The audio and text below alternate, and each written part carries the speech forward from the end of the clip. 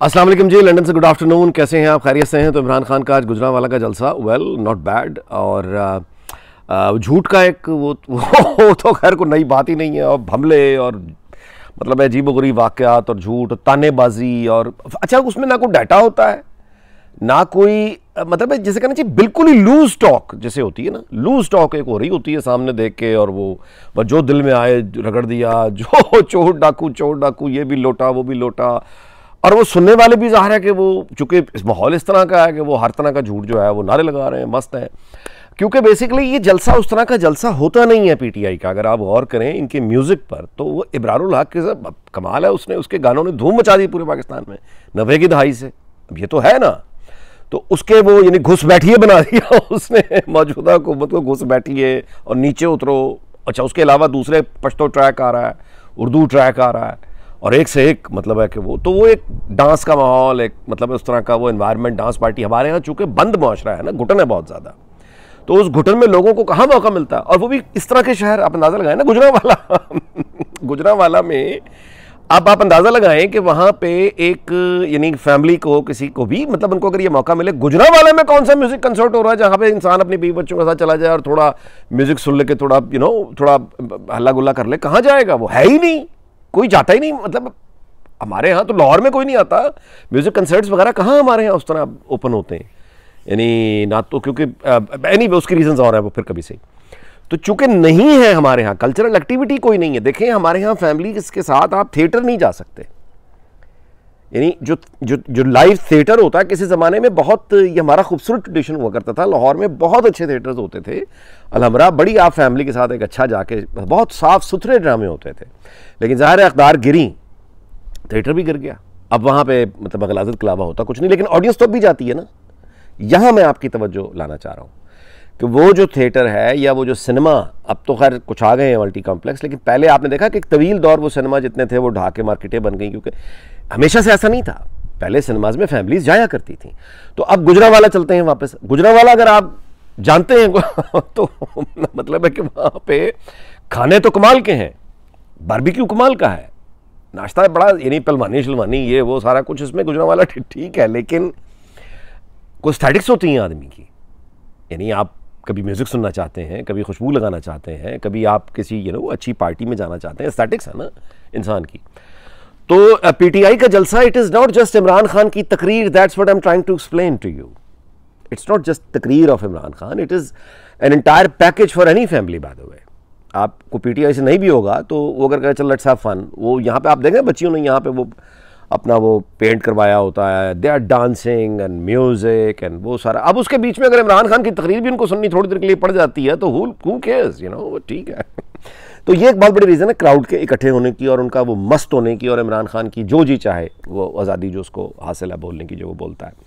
अच्छा इसमें दूसरी चीज़ ये भी मैं आपसे गुजारिश कर दूँ कि जिस तरह मैंने पहले अर्ज़ किया कि एक तो क्राउड जो आता है, मैंने आपको बताया कि ये क्राउड पुल करने का एक बहुत इफेक्टिव टूल है म्यूज़िक और एक एनवायरनमेंट, एक पार्टी एनवायरनमेंट, ये बहुत इफेक्ट, लोग यूथ जो है वो खिंचता है जाहिर है। तो एक तो ये। अच्छा दूसरा ये है कि ये भी मत भूलें कि हमारी सोसाइटी में मिसाल के तौर पे सुल्तान राही मरहूम एक बहुत बड़ा यानी पंजाबी फिल्मों का हीरो था, और इतना बड़ा यानी आप कहिए कि इतनी ज़्यादा फिल्में उसने की थी नंबर वाइज कि Guinness book of world record में उसका नाम है। अच्छा लेकिन क्या सुल्तान राही किसी भी कल्चरल फेस्टिवल या किसी भी आप कहिए कि यानी वो पंजाबी फिल्में जिस तरह की वो करता था, वो फिल्में कौन देखता था? टांगे वाले, रक्शे वाले, मतलब वर्कशॉप, एक जो बड़ी यानी वो क्लास कह लीजिए आप, जो आम वोटर बड़ी पक्की होती है ये क्लास, लेकिन मतलब ज़रा मतलब यूँ कहिए कि आप वो बहरहाल वो एक डिफरेंट ऑडियंस है पंजाबी फिल्मों की, सुल्तान राही की। तो ऐसा नहीं था कि सुल्तान राही के जो लोग हैं वो पाकिस्तान टेलीविज़न पे शहनाज शेख को या मरीना खान को या कवि साहब को या शकील साहब को एडमायर नहीं करते थे, अप्रिशिएट नहीं करते थे, लेकिन फिल्म में उन्हें ये जो महज़ब पढ़े लिखे पीटीवी का उस ज़माने का जो था, ये उनको फिल्म में अच्छा नहीं लगता था। फिल्म में उनको एक धोती वाला और वो उस तरह का ख़ास एक वो चाहिए गंडासा, और ये वो घोड़े पे जा रहा है और मौला जट इन लंदन वो घोड़े पे जा रहा है, वो जनाब वो घोड़े ने ऐसे दो टांगे उठाई हैं और वो एकदम वो ऊपर नीचे कैमरा उस ज़माने में घुमाते थे, और वापस आया कैमरा तो वो सुल्तान राही गाड़ी चलाता हुआ लंदन में जा रहा है। यानी यहाँ पे मौला जट इन लंदन, कि वो मुझे अब उसकी ये तो याद नहीं कि उसकी भाभी थी, पता नहीं कौन था, किसी औरत पे यहाँ लंदन में वो उस पे कोई जुल्म हो जाता है, वो आवाज़ देती है मौलिया। तो मौला जट पाकिस्तान में गांव में घोड़ा चलाता जा रहा होता है, आवाज़ आती है मौलिया, तो वो एकदम यूँ करके देखता है और कैमरा घूमता है यूँ करके, वो घोड़ा टांगे उठाता है, वो कैमरा वापस आता है तो वो गाड़ी पे यूँ जा रहा होता है सुल्तान राय। अब ये it is all nonsense, complete nonsense, लेकिन चलता है भाई। नॉनसेंस का एक मार्केट तो है। अब इस नॉनसेंस को हम जरा अपग्रेड करते हैं, इस नॉनसेंस को हम जरा इसका मेकअप करते हैं, इस नॉनसेंस को हम एक फिक्शन को हम जरा बड़ा ग्लैमराइज कर दें, 4 पैसे लगा दें, क्वालिटी इन्हेंस कर दें, और इस नॉनसेंस को आप ऐसे ऊपर अगर ले जाएं तो आप जानते हैं क्या बनता है? सुपरमैन आता है। अब सुपरमैन जो फिल्म है, सीरीज है, आप उसकी प्रोडक्शन देखें, उसमें इन्वेस्टमेंट देखें, बैंक्स की इन्वेस्टमेंट्स देखें और फिर उसके रिटर्न्स देखें, मिलियंस ऑफ डॉलर्स जो बॉक्स ऑफिस पे सुपरमैन कमाता है सिर्फ अमेरिका से, बाकी जो पूरी दुनिया उसकी मार्केट है वो लेता है। यही नॉनसेंस को अगर आप मजीद प्रोफेशनल कर दें और प्रॉपर प्रोफेशनल्स के हवाले करें, और नॉनसेंस है ये सब, अगर आप देखें तो एक आदमी उठता हुआ जा रहा है यार, कमाल है। लेकिन जब आपने प्रॉपर टूल्स किए हैं तो वो अब एक ड्रीम बन गया सुपरमैन, बच्चों का dream. Well I was growing up, my hero was Superman. और मुझे याद है, मेरी जनरेशन के दोस्तों को भी याद होगा कि हमारे ज़माने में तो बैटमैन वगैरह उस तरह से भी फिल्म में तो नहीं, मतलब सिनेमा में तो नहीं लगता था, तो सुपरमैन ही हीरो था हमारा।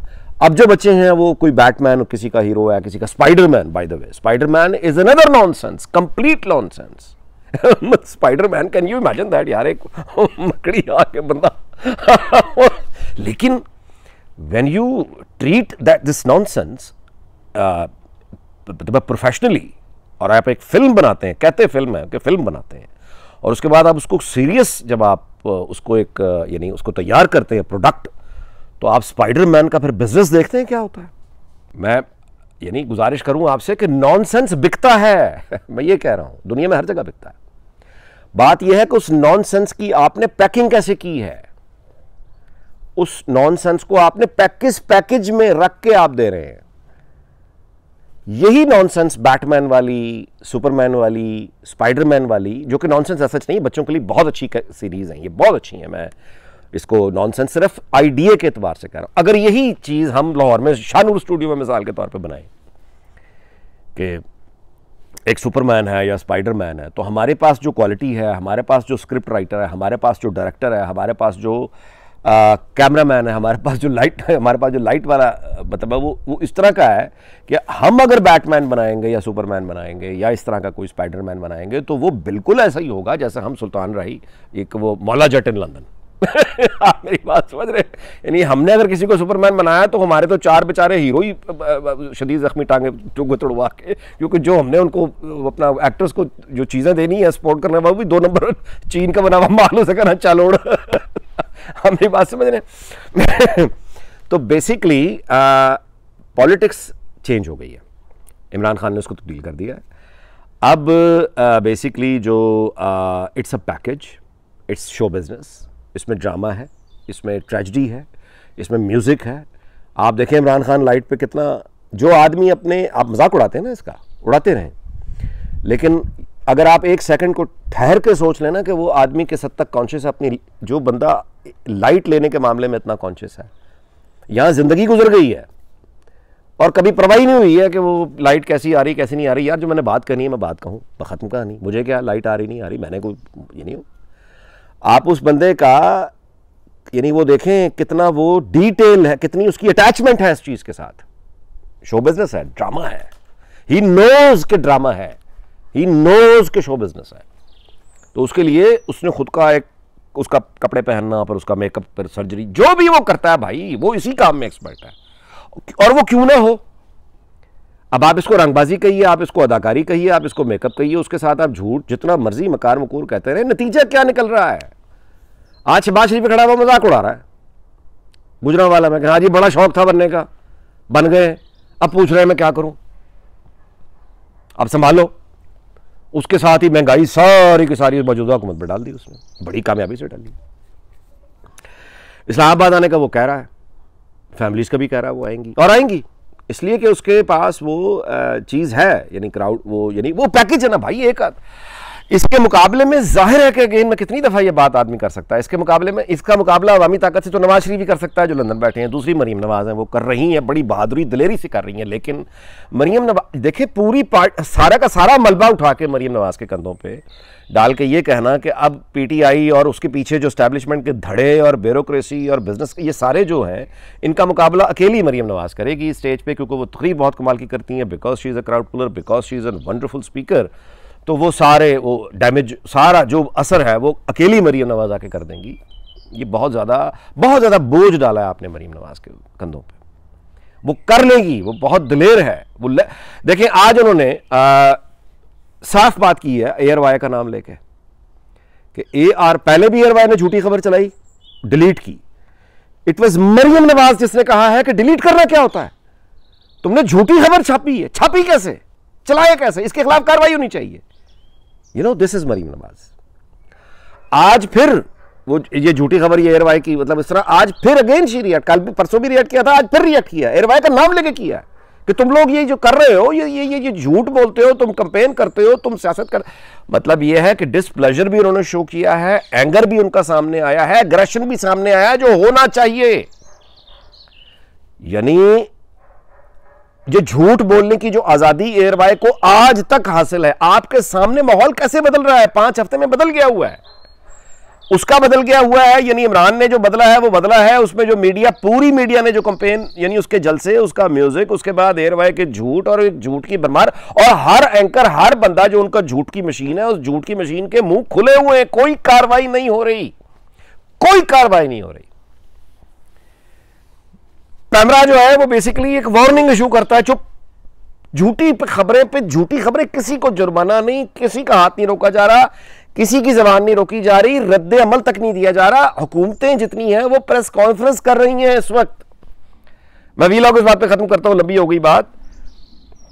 इमरान खान अगर पावर में आ गया ना जी, बाय होकर को रुक, तो अपोजिशन को फिर मेरा ख्याल है कि वो अपना छुट्टियां ले लेनी चाहिए। इमरान खान नहीं छोड़ेगा, ये फाशिस्ट आदमी है, फाशिस्ट पार्टी है, वो ना वहां सच्चाई कोई प्रॉब्लम है, ना उसकी अपनी अदालत, उसका अपना मुकदमा, उसका जो दिल चाहेगा वो अगर इक़्तिदार में आ गया तो पाकिस्तान के साथ तो खैर जो होगा सो होगा, बात की बात है। लेकिन अपोजिशन के जितने भी लोग हैं इनको वो दीवारों में चुनवा देगा, क्योंकि उसके पास कारकर्दगी नहीं है, वो अब आइंदा भी परफॉर्म नहीं कर सकता।